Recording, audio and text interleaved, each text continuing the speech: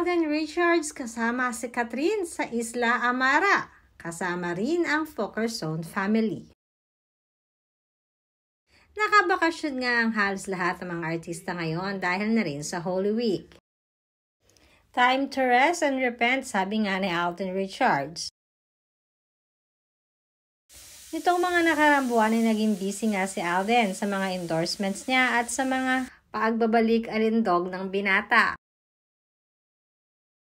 Madami ang nagulat dahil napakabilis nga ng naging pagpapapayat ng katawan ni Alden. Bukod kasi sa mga runnings nito, ay aminado rin si Alden na i-inspired talaga siya dahil na rin kay Kathryn Bernardo.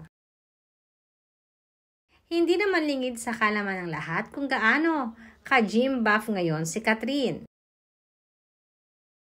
Kwento pa nga noon ni Alden na kahit di umano napaka-hectic na ng schedule nito, ay nagagawan pa rin niya ng paraan na mag-gym. Samantalang dahil nga sa Holy Week ngayon ay spotted si Alden at sabi pa ng aming source ay kasama rin ito ang Fokerson family sa resort lang naman ni Kathryn Bernardo.